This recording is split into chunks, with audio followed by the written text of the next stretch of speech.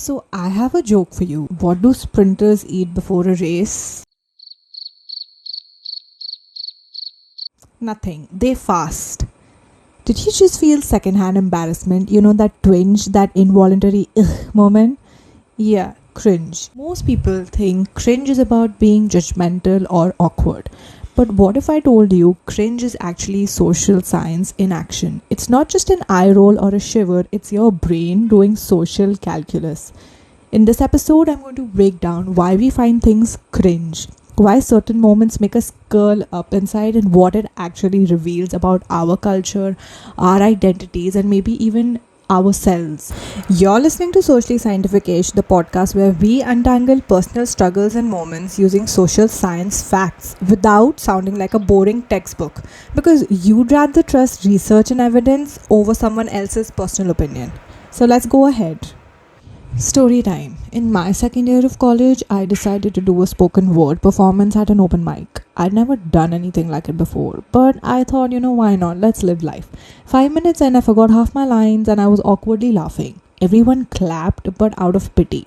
Maybe. I smiled, but inside I wanted the ground to just swallow me up. Years later, someone told me, "Oh, I remember that. It was so brave of you. You were so good up there." And I thought, why do I remember that as a cringe moment, but everyone else saw it as brave? Okay, now let's zoom out a bit. Cringe is basically social violation. It's when someone breaks an unspoken rule of how we're supposed to behave and be in public and even online now. And we feel second-hand discomfort watching it.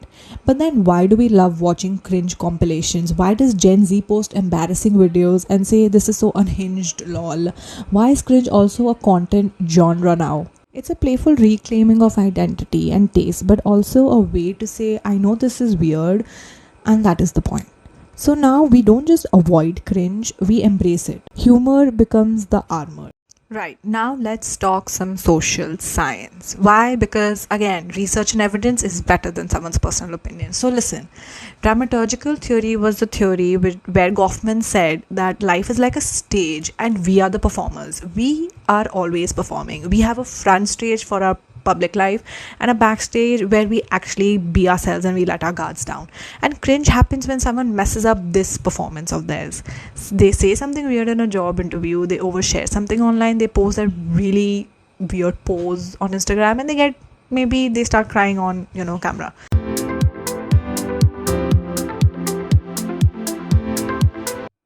Here's a cool study. Researchers found that when people cringe, they're not just reacting to others, they are protecting their own sense of identity. Say you see someone posting 400 selfies with captions like, "Felt cute, might delete later." You cringe, not because it's wrong, but because it brushes against your own discomfort with being seen as trying too hard. Does that make sense? Cringe reveals our personal boundaries. It shows us who we are not, and in that way, it becomes a mirror. But then, what if we need cringe to evolve? If you're never willing to risk embarrassment, you'll never try something new. You won't start that YouTube channel, you won't sing in public, you won't even speak up in meetings or in class. People who are willing to risk cringe often grow the fastest emotionally. I used to delete my Instagram stories if I thought my voice was weird in the videos. I wouldn't post reels unless they were perfect, but slowly I realized I was addicted to avoiding cringe and maybe embarrassment, and it was costing me this level of growth that I wanted to achieve. So I started doing the opposite. I posted unedited stories, I used silly filters, I started saying things that mattered to me even if they weren't cool or socially acceptable. The result? More engagement, more connections. I felt more like me. Right, so how can we deal with this feeling that we all feel? I have some tips for you, and I hope this can help you actually be unhinged from cringe. So tip 1, notice your cringe triggers. What makes you curl up, It's what tells you what you value and what you are afraid of becoming. So keep an eye out on that. Number 2, cringe and move on. You're going to mess up. The people who grow are the ones who don't let cringe stop them. Keep doing it. Keep doing what you're doing. Flip the cringe. Turn the thing you're afraid of into content. That time you failed publicly, tell the story, tell people, tell your friends. People don't love perfection, they love relatable resilience, like you are probably relating to this cringe content. Unfollow judgmental voices. Cringe culture thrives in comparison. Protect your feed. You don't need a play by play of everyone else's highlight reel. You can just be you. You don't have to present yourself to anyone or perform for anyone. Number 5, remember everyone is cringing at themselves. Literally everyone. You are not special. And that's freeing. That gives you some freedom and that gives you some independence. So embrace it. So the next time you feel that tight knot of secondhand embarrassment, pause.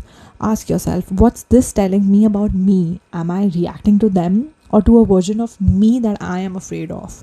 Because cringe isn't the enemy, fear of being seen is. And if you get that, you get it. And if we can move through that fear, one awkward video, one honest post, one bold performance at a time, we become more us and you become more you and I become more me. So it's less performance and it's more presence. It's less hiding and more becoming. That's it for today's episode of Socially Scientific-ish. If this resonated, share it with that one person you know that overthinks everything. They'll thank you. Or cringe and pretend they didn't hear it. Either way, we are growing. Me and you. See you next time. And don't forget, stay curious, stay kind, and stay a little cringe. It means you are trying.